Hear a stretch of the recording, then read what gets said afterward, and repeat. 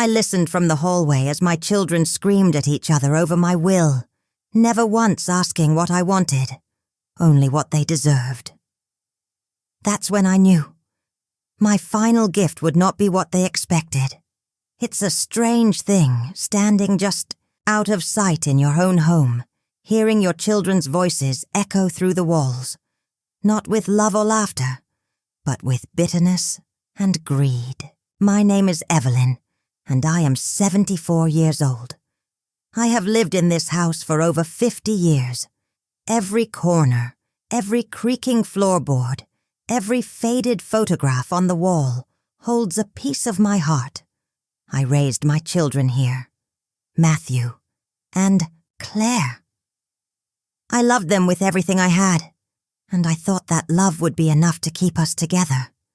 But tonight, as I pressed my back to the cool plaster and listened to the venom in their words, I realized how wrong I'd been. The argument had started quietly, as these things often do.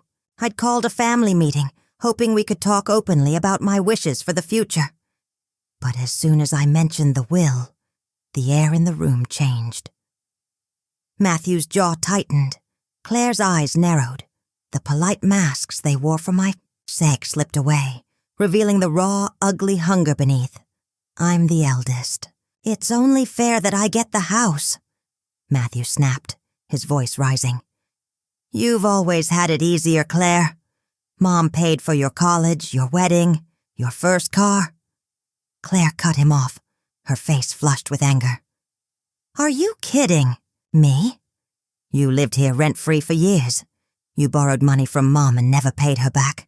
Don't act like you're the martyr. Their words collided, sharp and relentless. Old wounds, never truly healed, were torn open again. I heard the scrape of a chair, the slam of a fist on the table. It was as if I wasn't even there, just a shadow, a background character in the drama of their entitlement. I wanted to step in, to shout over them, to remind them of the nights I stayed up with them when they were sick, the sacrifices I made so they could have what I never did. But I couldn't move. I stood frozen in the hallway, my hands trembling, my heart pounding, as I listened to my own children reduce my life's work to a list of assets to be divided. Mom owes us, Matthew said, his voice cold. After everything we've done, for her it's the least she can do. Claire laughed, a bitter sound. Everything we've done for her? You mean the bare minimum? She's our mother, Matt. We're supposed to help her. Yeah, well, I'm not getting stuck with all her bills when she's gone. Matthew shot back. She should have planned better. I pressed my hand to my mouth, fighting back tears. How had it come to this? When did my children become strangers to me and to each other? I thought about the bedtime stories, the birthday parties, the scraped knees and whispered apologies. I thought about the nights I lay awake, worrying about how to pay the bills, how to keep the lights on, how to make sure they never felt the hunger or fear that haunted my own childhood. I thought about the dreams I let go of, the love I gave so freely, believing it would be enough. But standing there in the hallway, I realized that love, by itself, is not always enough. Sometimes love is not returned. Sometimes it is twisted into something unrecognizable by the hands of those you trust most. I listened as the argument reached a fever pitch, voices overlapping, accusations flying. I heard my name spoken, not with affection, but with calculation. She's not even dead yet, and you're already counting your share. Claire spat. At least I'm being realistic, Matthew replied. Someone has to be. She's not going to live forever. The words hit me like a slap. I felt the weight of my years, the ache of old regrets. I wanted to scream, to tell them that I was still here, still their mother, still a person with hopes and feelings. But I knew in that moment that nothing I said would matter. They weren't fighting for me. They were fighting for what I could give them. I slipped away from the hallway, moving quietly so they wouldn't hear me. I went to my bedroom, closed the door, and sat on the edge of the bed. My hands shook as I reached for the small wooden box on my nightstand, the one that held my most precious memories. Inside were photographs, letters, a lock of baby hair, a pressed flower from my wedding bouquet. I ran my fingers over each item, remembering the days when love was simple and pure, when my children were small and their needs were easy to meet. I thought about the will, the document that had become a weapon in their war. I had written it with care, trying to be fair, trying to honor their place in my life. But now, I saw the truth. No legal document could mend what was broken between us. No amount of money or property could fill the emptiness that had grown in our family. That's when I knew my final gift would not be what they expected. I would not let my legacy be one of bitterness and greed. I would not reward their fighting, their entitlement, their disregard for the love that built this family. I would choose a different path, a path that honored the kindness I had tried to live by, the compassion I still believed in. As I sat there, the sounds of their argument fading into the background, I felt a strange sense of peace. I could not change the past, but I could choose how my story ended. I could choose to leave behind more than just money or property. I could leave behind a lesson, a final, unexpected gift. I stood up, squared my shoulders, and wiped the tears from my cheeks. Tomorrow I would call my lawyer. Tomorrow I would rewrite my will. And when the time came, my children would learn that the greatest inheritance is not what you take but what you give. But tonight I let myself grieve for the family I had, for the mother I tried to be, for the love that was never quite enough.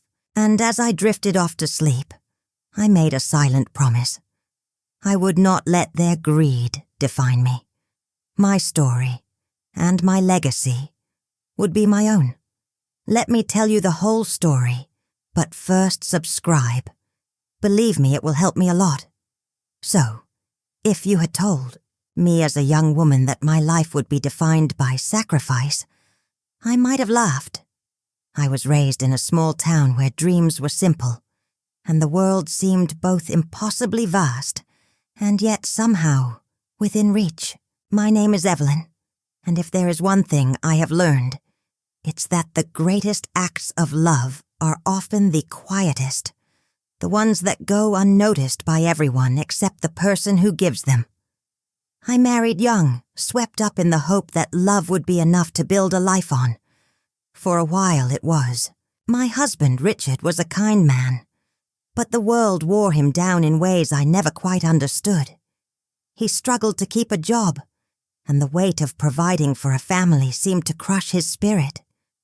When Matthew was born, I felt a joy I'd never known before. Holding that tiny, perfect boy in my arms, I promised him the world. I promised him that I would never let him feel the hunger or fear that haunted my own childhood. Claire came 2 years later, a bundle of energy and laughter, and for a while our little family felt complete. But life has a way of testing promises. Richard's struggles grew worse. He began to disappear for days at a time, coming home with excuses that wore thinner with each telling. I tried to hold us together, working double shifts at the diner, sewing clothes for neighbors, doing whatever I could to keep food on the table and the lights on. When Richard finally left for good, I was left standing in the kitchen, 2 children, clinging to my legs, the weight of the world settling onto my shoulders. I remember the first night after he left. The house was so quiet, except for the sound of rain tapping against the window. Matthew was 5, Claire barely 3. They didn't understand why Daddy wasn't coming home. I tucked them into bed, sang them lullabies, and then sat on the edge of my own bed, staring at the ceiling, wondering how I would make it through. I cried that night, but only after I was sure they were asleep. I learned early that a mother's tears are best kept hidden. That was the beginning of my life. As a single parent, every morning I woke before dawn, packing lunches by the dim light of the kitchen, slipping out while the children were still sleeping to catch the early bus to work. I worked at the diner from 6 until 2, then cleaned offices in the evenings. Some nights I'd come home so tired my bones ached, but I'd still find the energy to read bedtime stories, to check homework, to listen to the small triumphs and heartbreaks of their days. Money was always tight. There were weeks when I had to choose between paying the electric bill and buying groceries. I learned to stretch $1 until it screamed. I clipped coupons, shopped at thrift stores, and made soup out of whatever scraps I could find in the pantry. I went without new clothes for years, patching and mending what I had, so that Matthew and Claire could have what they needed for school. I remember one winter when the heater broke, and I couldn't afford to fix it. I piled blankets on the beds, made hot cocoa from powdered milk, and turned it into an adventure. "We're camping indoors," I told them, and we huddled together for warmth, laughing at our own resourcefulness. Illness was another shadow that crept into our lives. When Claire was 8, she came down with a fever that wouldn't break. I sat beside her bed for 3 nights straight, wiping her forehead with a cool cloth, whispering prayers into the darkness. The doctor's bill was more than I could afford, but I paid it anyway, scraping together the money by selling my wedding ring. It was just a piece of metal, I told myself. But the truth is, it felt like letting go of a dream I'd carried since I was a girl. There were times I got sick, too. I remember catching the flu one winter, so sick I could barely stand. But there was no one else to care for the children, no one to take my place. I dragged myself out of bed, made soup, packed lunches, and walked them to the bus stop, shivering, in the cold. I told myself that mothers don't get sick, that love is stronger than any fever. Looking back, I wonder how I survived those days. But I did because I had to. Birthdays were always a challenge. I wanted so badly to give my children, the world, to make them feel special and loved. I couldn't afford expensive gifts, so I made things by hand. For Matthew's 10th birthday, I spent weeks sewing a quilt from old clothes, each square a memory of our life together. For Claire's 12th, I baked a cake shaped like a castle, using borrowed pans and a recipe clipped from a magazine. The look on her face when she saw it was worth every sleepless night. Those birthdays weren't about the gifts, but about the love and effort that went into making them. I hoped they would remember that, long after the toys were gone. There were moments of pride, too. I remember the day Matthew won his first spelling bee. He stood on that stage, nervous and small, and when he spelled the final word correctly, he looked out into the audience, searching for me. I waved, tears streaming down my face, and he grinned, his whole face lighting up. Claire was a dancer, graceful and determined. I sat through countless recitals, my heart swelling with pride as she twirled across the stage. I cheered the loudest, always, even when the other mothers looked at me with raised eyebrows. But for every moment of pride, there was a moment of pain. I remember the day Matthew came home from school, his face bruised and his eyes downcast. He'd been bullied for wearing second-hand clothes. I held him close, whispering that he was worth more than any label. That kindness mattered more than money. I remember Claire's tears when she didn't make the cheerleading squad, her dreams dashed by the casual cruelty of teenage girls. I held her through the night, reminding her that failure was just another word for trying. There were sacrifices, big and small, that shaped our lives. I gave up my dream of becoming a nurse so I could work more hours. I turned down invitations to parties and weddings because I couldn't afford a new dress or a babysitter. I watched friends move away, build new lives, while I stayed behind, anchored by responsibility and love. There were nights I lay awake, staring at the ceiling, wondering if I was doing enough, if my children would one day understand the choices I made. I tried to shield Matthew and Claire from my struggles, but children are perceptive. They saw the worry in my eyes, the exhaustion in my posture. Still, I tried to make our home a place of warmth and laughter. We played board games by candlelight during power outages, made snow angels in the yard, and told ghost stories under homemade tents in the living room. I wanted them to remember their childhood not for what we lacked, but for the love that filled every corner of our little house. As the years passed, I watched my children grow into young adults. Matthew was always serious, driven, determined to prove himself.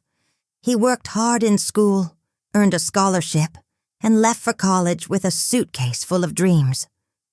I stood on the porch, waving goodbye, my heart aching with pride and loss. Claire was more free-spirited, creative, always searching for her place in the world. She struggled more, took longer to find her footing, but I never stopped believing in her. When they were both gone, the house felt impossibly quiet. I missed the chaos, the noise, the constant demands. I missed being needed. I threw myself into work, saving every extra penny for their futures. I wanted them to have choices, to never feel trapped by circumstance the way I had. I sent care packages to Matthew at college, filled with homemade cookies and handwritten notes. I called Claire every week, listening to her stories of new friends and adventures, offering advice when she asked and comfort when she didn't. There were setbacks, of course. Matthew struggled with depression in his second year of college.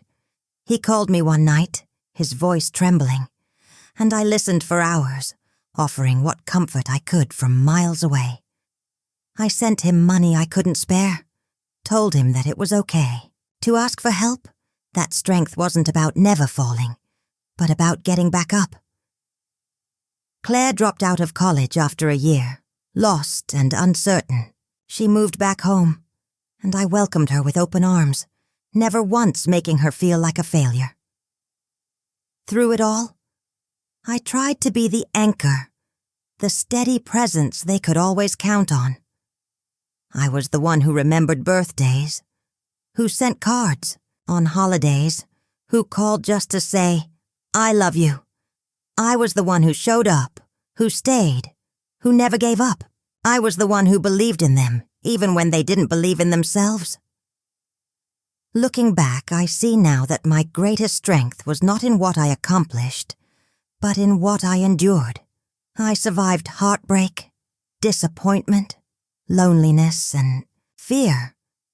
I survived the loss of dreams, the sting of betrayal, the ache of longing for a life that might have been.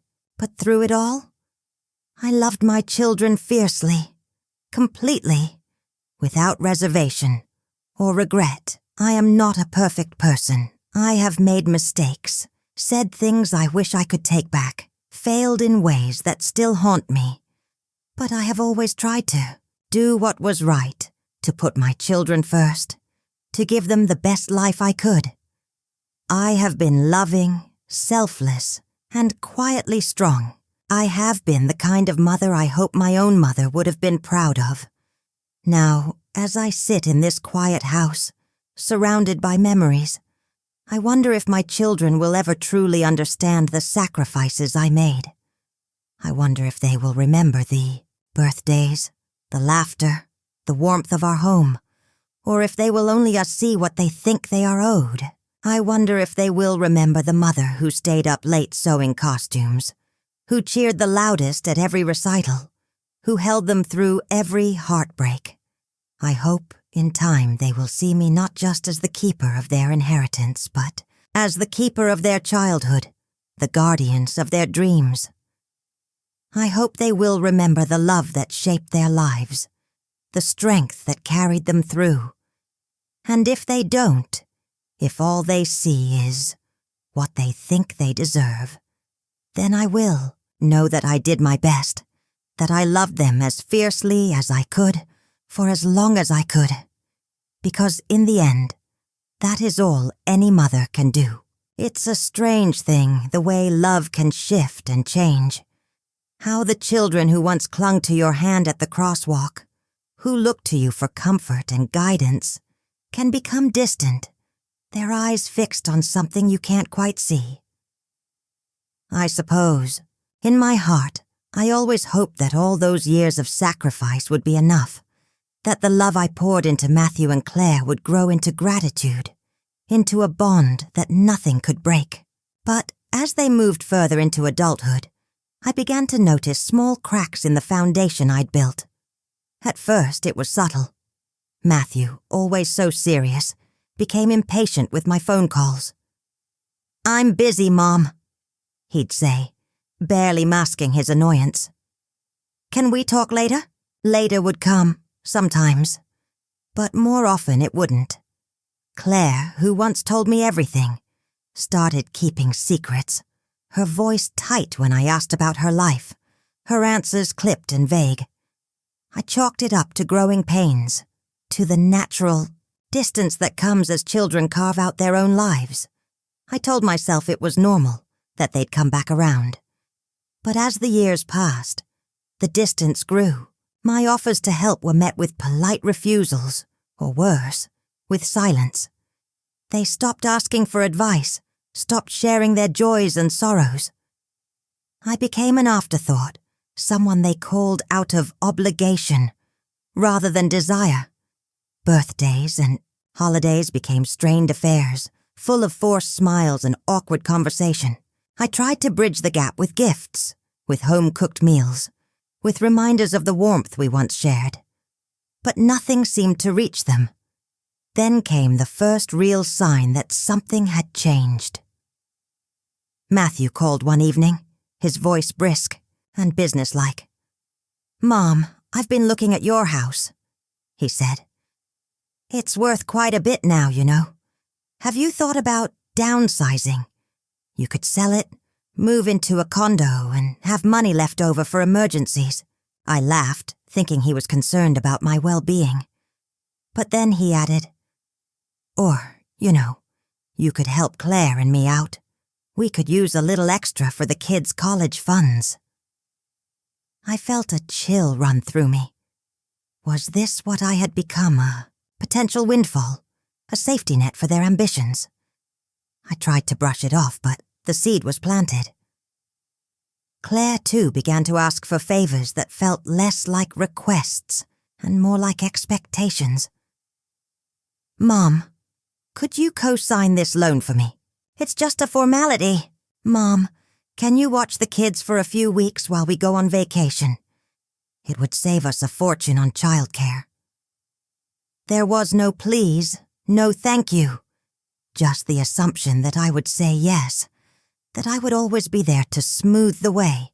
I started to notice the small betrayals, the times they forgot my birthday, the holidays they spent elsewhere, the way they spoke about me when they thought I couldn't hear. "She's set," I overheard Claire tell her husband once. "She's got the house, the savings. We don't have to worry about her." As if my security was a given. As if the decades of struggle and sacrifice had never happened. One afternoon I found Matthew in the living room, rifling through my desk drawers. "Just looking for the insurance papers," he said, not meeting my eyes. "You should really keep these organized, Mom. You don't want something important to go missing." I wanted to believe he was helping, but there was something in his tone, a hint of impatience, of ownership, that made my heart ache. The worst part was how natural it all seemed to them. They didn't see their requests as burdens, their dismissiveness as wounds. They saw me as a fixture, a resource, a well that would never run dry. The mother who had once been the center of their universe was now a line item in their plans, a means to an end. It was the little things that hurt the most. The way Matthew would roll his eyes when I asked about his work, as if my interest was a nuisance. The way Claire would sigh when I offered advice, her patience thin and brittle. The times they made decisions about my life without asking me, changing my doctor, moving my savings, signing me up for things I didn't want or need.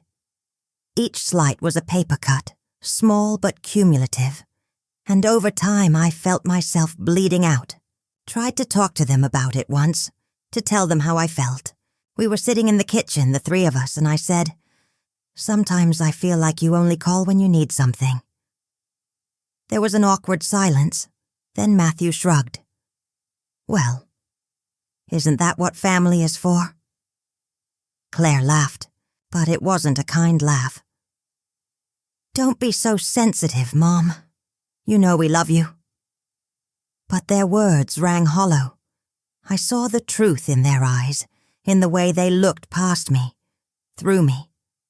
I was no longer the mother who had patched their scraped knees, who had stayed up all night sewing costumes for school plays.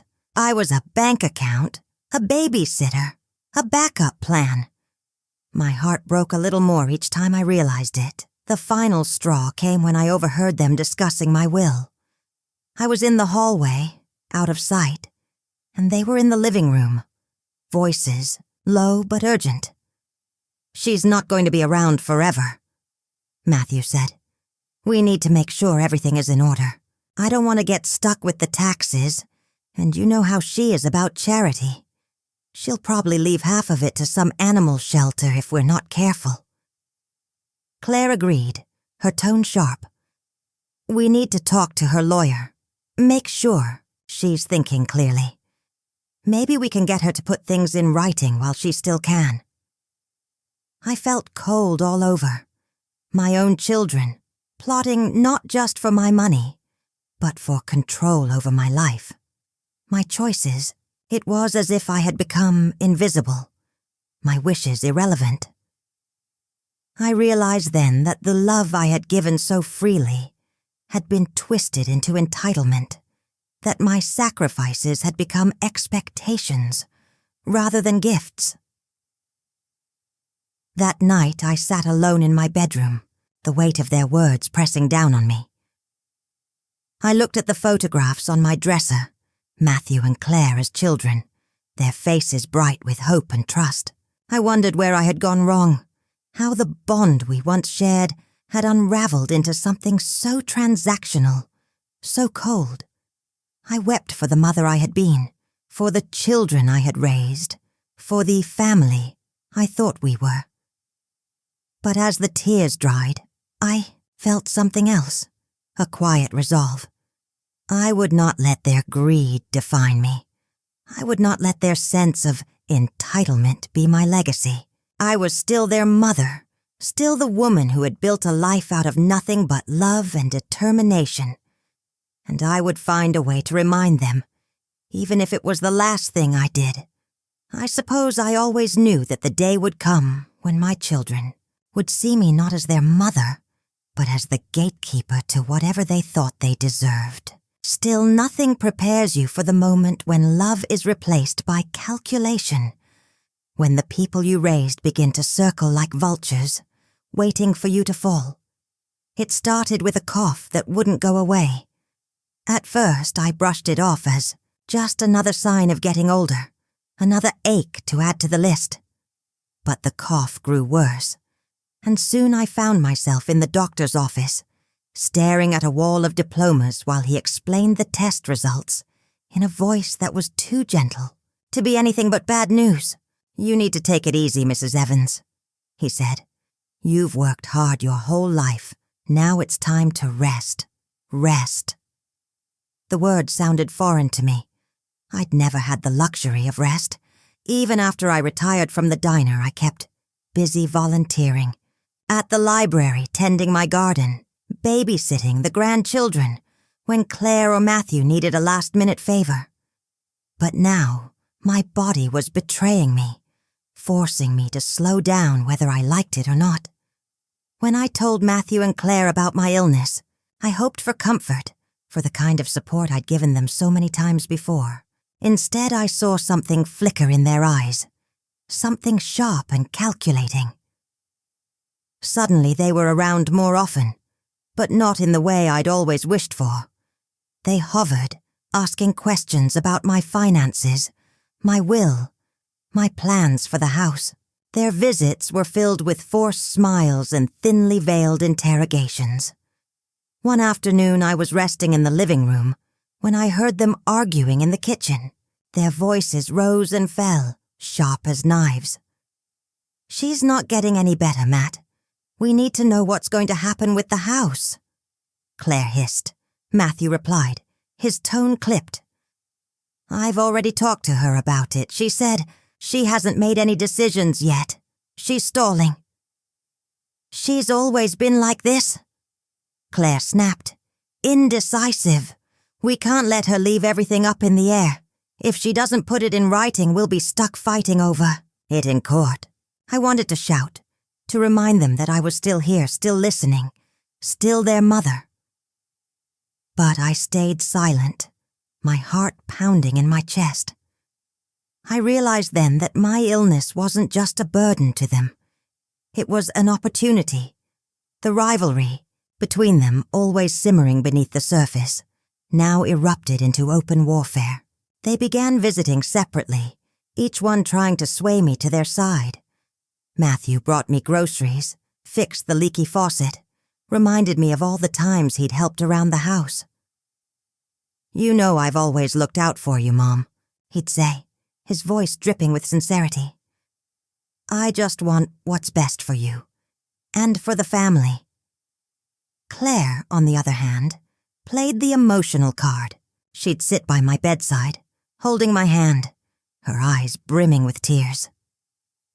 "I just want you to be happy, Mom. I know things haven't always been easy between us, but I love you. I hope you remember that when you're making decisions about the future."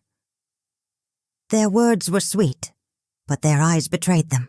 I could see the calculation, the desperation, the fear of being left out. They asked probing questions about my bank accounts, my insurance policies, the deed to the house. They brought up old grievances, each one trying to paint themselves as the more deserving child. The manipulation grew more blatant as time went on. Matthew would call me late at night, his voice urgent. "Claire's been talking to lawyers, Mom. She's trying to get you to change your will. Don't let her pressure you. Remember who's always been there for you." The next day, Claire would arrive with flowers and a stack of paperwork. "Matthew's only interested in the money, Mom. He doesn't care about you the way I do. You need to protect yourself." It was exhausting, being caught in the middle of their tug of war. I tried to remind them that I was still capable of making my own decisions, that my life was not a prize to be won. But they didn't hear me. They were too busy fighting each other to notice the pain they were causing. The worst confrontation came one rainy evening. The three of us sat around the kitchen table, the air thick with tension. Matthew cleared his throat. "Mom, we need to talk about the will." Claire jumped in before I could answer. "We just want to make sure everything is fair. It's better to settle things now, while you're still able." I looked at their faces, so familiar and yet suddenly so foreign. "Fair," I echoed. "What does that mean to you?" Matthew leaned forward, his eyes hard. "It means you don't play favorites. It means you don't let Claire guilt you into giving her more than she deserves." Claire shot back, "Oh, please. You've always gotten more than me. Mom paid for your college, your car, your wedding. I've had to do everything on my own." The argument escalated, voices rising, accusations flying. They dredged up old wounds, old resentments, each one desperate to prove they were the most deserving. I tried to intervene to remind them of the love that once bound us together. But they were too far gone. They demanded to know who would get the house, the savings, the family heirlooms. They pressured me to make decisions, to sign papers, to choose between them. In that moment, I saw the truth. My children no longer saw me as their mother. I was a means to an end, a key to a future they believed was rightfully theirs. The heartbreak was almost more than I could bear. After they left, I sat alone in the kitchen, the rain tapping against the window, my heart aching with a grief I couldn't put into words. I realized that the greatest tragedy was not my illness, but the loss of the family I had fought so hard to build. My children, once the light of my life, had become strangers, their love replaced by entitlement and greed. But even as I grieved, a quiet strength began to stir within me. I would not let their war define my final days. I would not let their demands dictate my legacy. I was still their mother, still the woman who had survived so much, and I would find a way to reclaim my story one final time. I suppose every story of heartbreak has a moment when the pain becomes too much to bear, a moment when the truth, no matter how ugly, refuses to be ignored. For me, that moment came on a gray afternoon, the kind where the sky hangs low and the world feels heavy with rain. I had been in and out of the hospital for weeks by then. My illness had taken its toll. I was weaker, my body no longer able to hide the years of sacrifice and strain. The nurses were kind, but I longed for the comfort of family, a gentle hand, a loving word, the reassurance that I was not alone. Instead, I found myself at the center of a storm I never could have imagined. It started quietly, as these things often do. I was drifting in and out of sleep, the steady beeping of machines my only company, when I heard voices in the hallway. At first, I thought I was dreaming. But the voices grew louder, sharper, until there was no mistaking the anger in them. "She's not thinking straight, Matt. You saw how confused she was last week. She can't even remember what day it is half the time," Claire hissed. Matthew's reply was cold, calculated. "That's exactly why we need to act now. If we wait any longer, she might change the will or, worse, leave everything to charity. We have to protect ourselves." Their words cut through me like glass. I wanted to call out, to remind them I was still here, still listening, still their mother. But I stayed silent, my heart pounding in my chest, my hands trembling beneath the thin hospital blanket. The door swung open, and they entered together, their faces set in grim determination.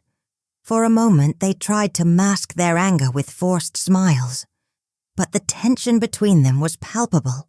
They stood at the foot of my bed, not as siblings united by love, but as adversaries locked in battle.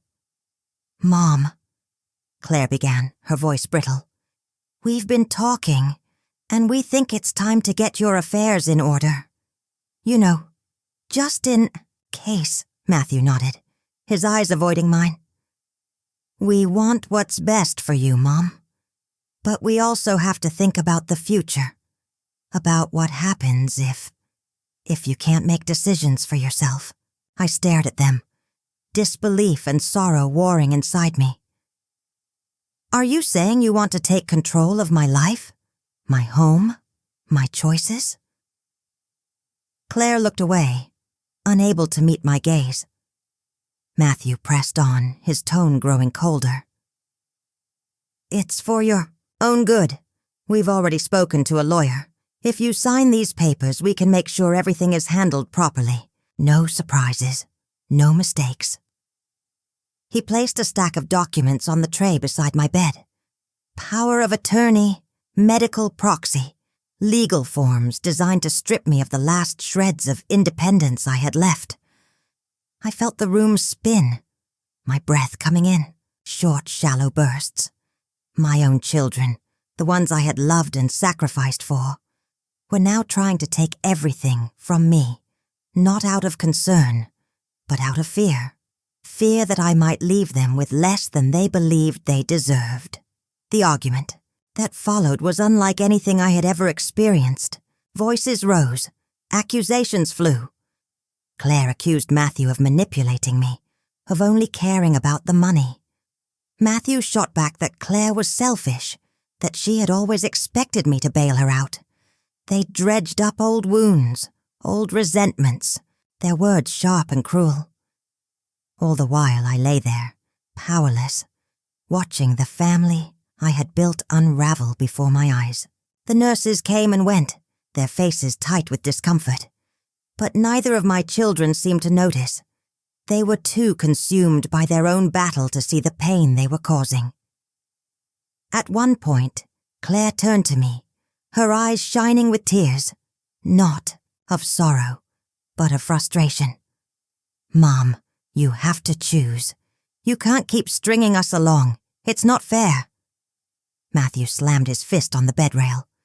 "She's not thinking clearly, Claire. She's sick. We need to do what's right, even if she doesn't understand." It was in that moment, surrounded by the noise and chaos of their fighting, that something inside me broke. I looked at my children, not as the babies I once rocked to sleep, but as strangers, their faces twisted by greed and entitlement. I realized that the love I had given so freely had been twisted into something unrecognizable, something ugly and selfish. A wave of clarity washed over me, cutting through the pain and confusion. I saw, with painful certainty, that I could not save them from themselves. I could not force them to remember the mother who had given everything, who had loved them beyond reason. I could not make them see me as anything more than a means to an end. If this is what my love has become, I thought, maybe it's time to rewrite my story. I closed my eyes, letting the tears fall silently. I grieved for the family I had lost, for the dreams that would never be realized. But beneath the sorrow, a new resolve began to take shape. I would not let their cruelty define my final days. I would not let their entitlement be my legacy. When the argument finally ended, when the door slammed shut and the room fell silent, I reached for the call button. A nurse appeared, her eyes kind and understanding. "Is there anything you need, Mrs. Evans?" she asked softly. I nodded, my voice steady for the first time in weeks. "Yes," I said. "I need to make a phone call. I need to speak to my lawyer." She smiled, squeezing my hand. "Of course. I'll get you a phone right away." As I waited, I looked out the window at the gray sky, the rain tapping gently against the glass. For the first time in a long time, I felt a sense of peace. I could not change the past, but I could choose how my story ended. I could choose to leave behind more than just money or property. I could leave behind a lesson, a final, unexpected gift, and as I dialed my lawyer's number, I knew that my children would soon learn that the greatest inheritance is not what you take, but what you give. After that day in the hospital, I knew there was no turning back. The pain of my children's betrayal was still raw, but beneath it, a quiet determination had taken root. I would not let my final chapter be written by their greed. If they saw me only as a source of wealth, then perhaps it was time to show them what true value meant. So I waited until I was home again, settled in my favorite chair by the window, before I made the call. My lawyer, Mr. Patel, had known me for years. He was discreet, compassionate, and most importantly, he listened. When I told him what I wanted to do, he didn't question my decision. He simply nodded, his eyes kind. "Are you sure, Evelyn?" he asked gently. I was sure. I explained that I wanted to change my will. everything, the house, the savings, the small treasures I'd collected over a lifetime would go not to Matthew or Claire, but to someone who had shown me genuine kindness. For me, that was Maria, the nurse who had sat with me during the darkest nights in the hospital, who brought me tea and listened to my stories, who treated me as a person, not a burden. She had no idea what I was planning, and that made it all the more right. We drew up the new documents in secret. I signed them with a steady hand, feeling a strange sense of relief as I did. Mr. Patel assured me everything was airtight. "When the time comes," he said, "your wishes will be honored." I kept my decision to myself, watching as Matthew and Claire's visits became more frequent, but no less hollow. They asked about my health, but their eyes always drifted to the mail on the counter, the checkbook on the table, the deed to the house tucked in the drawer. Their conversations were laced with hints about the future. What would happen to the house, the car, the jewelry? They never asked what I wanted, never once offered comfort without an ulterior motive. I saw their greed growing, unchecked and ugly. I watched as they argued over imagined riches, as they tried to outmaneuver each other for my favor. It hurt, of course it did, but it also steeled my resolve. I was no longer the mother desperate for their approval.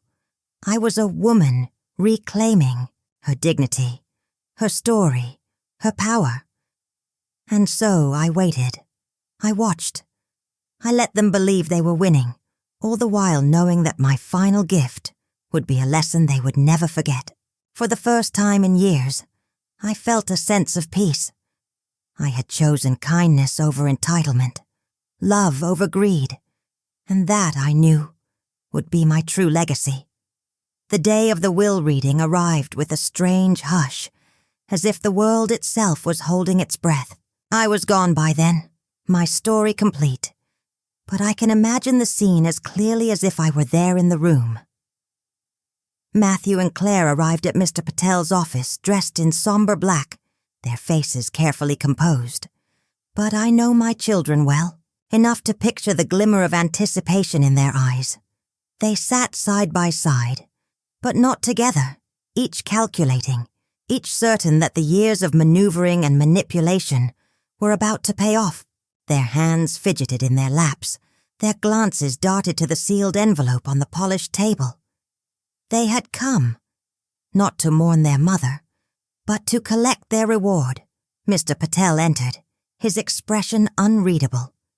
He greeted them politely, offered them seats, and then, with a measured calm, began to read my will. "To my beloved children, Matthew and Claire," he began, "I leave the memories of our years together, the lessons learned, and the hope that you will one day understand the true meaning of love and family. All my worldly possessions, my home, my savings, my treasures, are to be given to Maria Rodriguez, whose kindness and compassion brought light to my final days."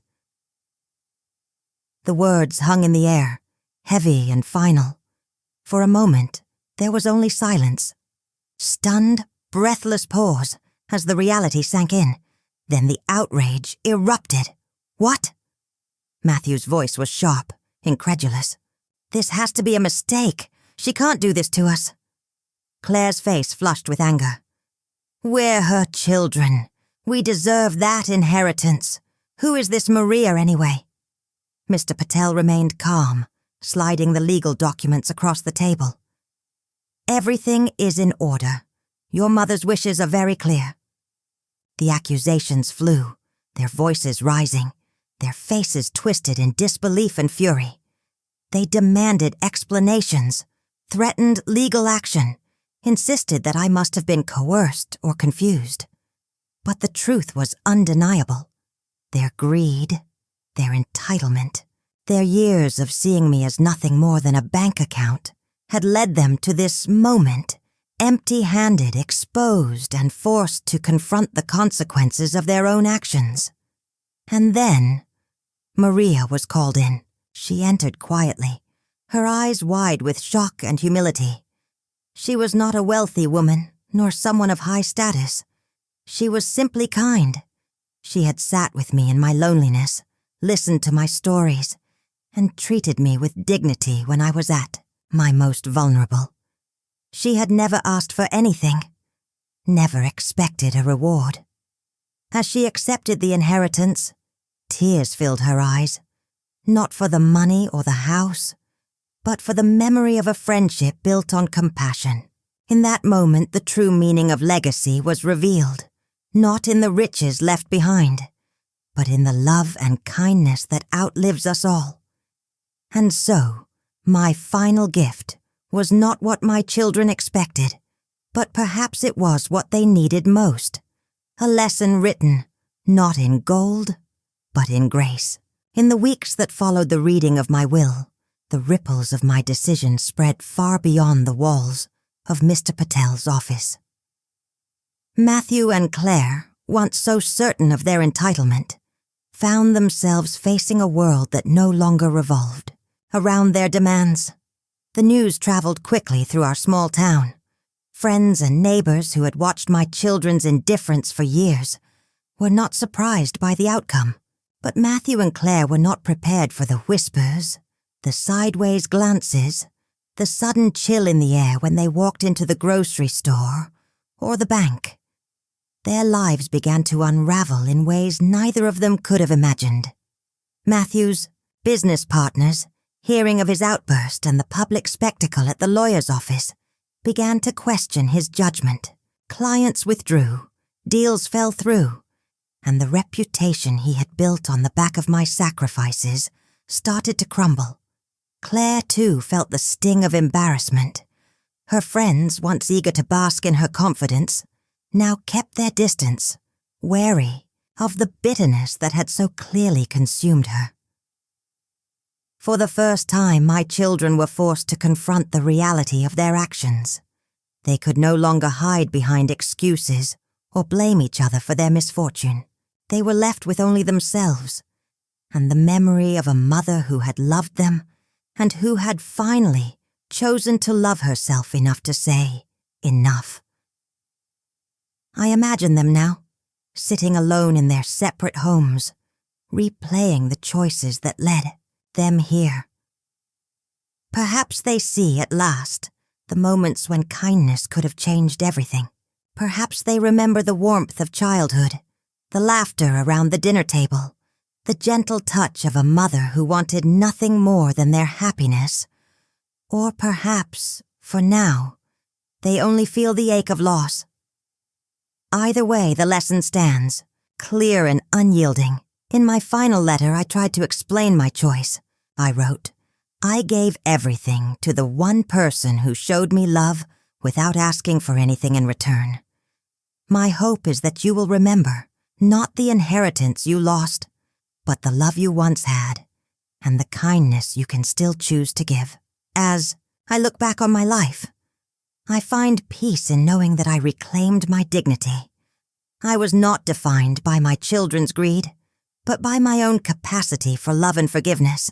I taught them, in the only way left to me, that true wealth is not measured in money or possessions, but in the hearts we touch and the compassion we show.